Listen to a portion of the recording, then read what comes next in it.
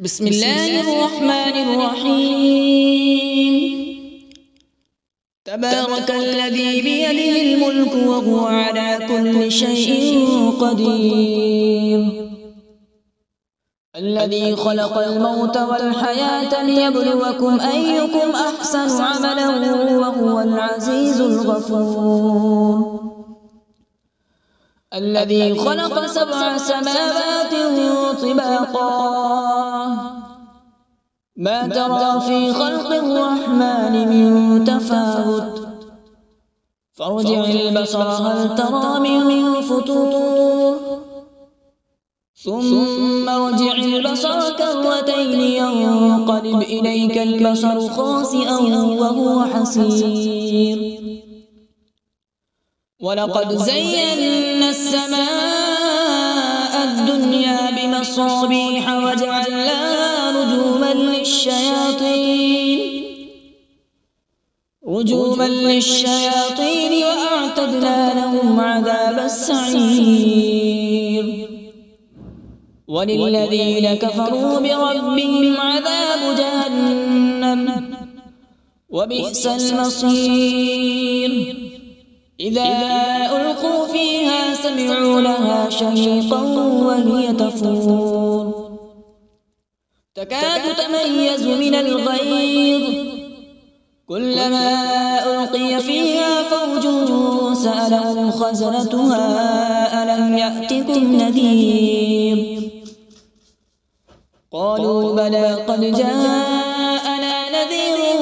فكذبنا وقلنا ما نزل الله من شيء إن أنتم إلا في ضلال كبير، وقالوا لو كنا نسمع أو نعقل ما كنا في أصحاب السعير، فاعترفوا بذنبهم فسحقا لأصحاب السعير، إن الذين يخشون ربهم بالغيب لهم مغفرة وأجر كبير، وأسروا قولكم أو اجهروا به إنه عليم بذات الصدور، ألا يعلم من خلق وهو اللطيف الخبير، هو الذي جعل لكم الأرض ذلولا فامشوا في مناكبها وكلوا من رزقه وإليه النشور، أأمنتم من في السماء أن يخسف بكم الأرض فإذا هي تمور، أم أمنتم من في السماء أن يرسل عليكم حاصبا، فستعلمون كيف نذير، ولقد كذب الذين من قبلهم فكيف كان نكير، أولم يروا إلى الطير فوقهم صافات ويقبض ما يمسكهن إلا الرحمن إنه بكل شيء بصير،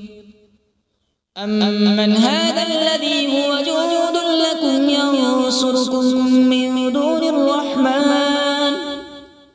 إن الكافرون إلا في غرور، أمن هذا الذي يرزقكم إن أمسك رزقه بل لجوا في عتو ونفور، أفمن يمشي مكبا على وجهه أهدى أمن يمشي سويا على صراط مستقيم، قل هو الذي أنشأكم وجعل لكم السمع والأبصار والأفئدة قليلا ما تشكرون، قل هو الذي ذرأكم في الأرض وإليه تحشرون، ويقولون متى هذا الوعد إن كنتم صادقين، قل إنما العلم عند الله وإنما أنا نذير مبين، فلما رأوا زلفة سيئت وجوه الذين كفروا وقيل هذا الذي كنتم به تدعون قل أرأيتم إن أهلكني الله ومن معي أو رحمنا فمن يجير الكافرين من عذاب أليم قل هو الرحمن آمنا به وعليه توكلنا فستعلمون من هو في ضلال مبين قل أرأيتم إن أصبح ماؤكم غورا فمن يأتيكم بماء